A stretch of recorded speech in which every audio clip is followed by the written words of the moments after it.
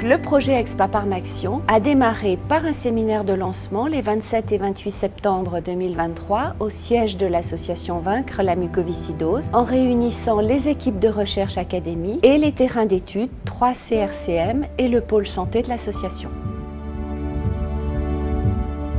Ce qui est vraiment bien avec le projet Expaparm, c'est qu'on fait participer des gens qui sont directement concernés par la mucoviscidose à toutes les étapes de la recherche.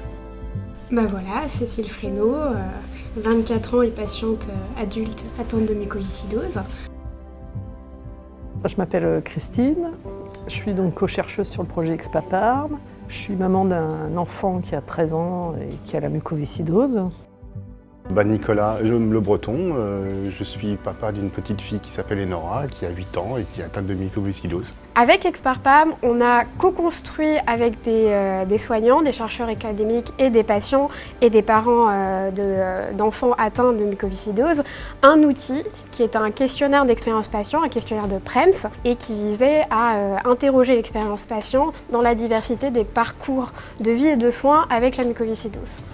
Et donc, on a cherché à comprendre la mucoviscidose à travers 4 parcours.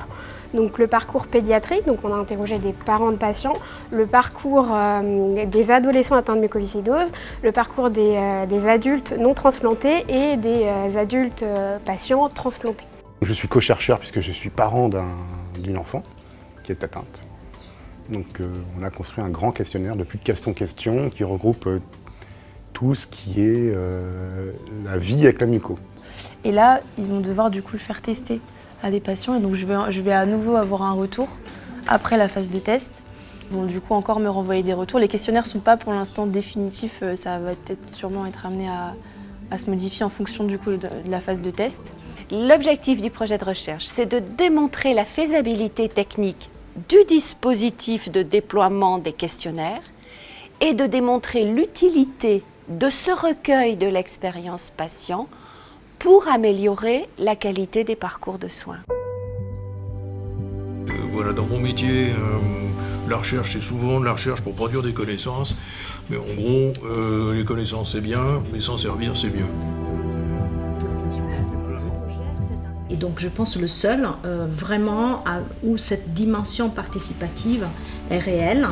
On est là vraiment comme une structure extérieure, mais qui est là pour accompagner, pour faciliter en fait l'implication des patients dans toutes les étapes de cette nouvelle recherche Expaparm Action.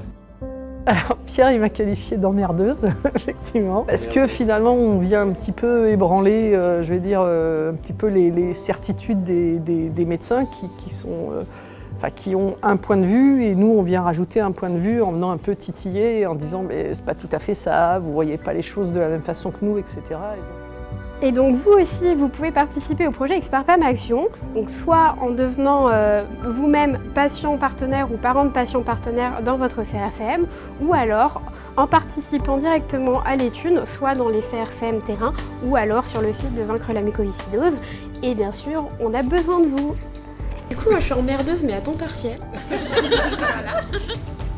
En fait, c'est ça le but du questionnaire, hein, c'est améliorer la vie des gens. Et plus on sera impliqué, plus ça correspondra vraiment à notre vécu, notre ressenti et nos attentes.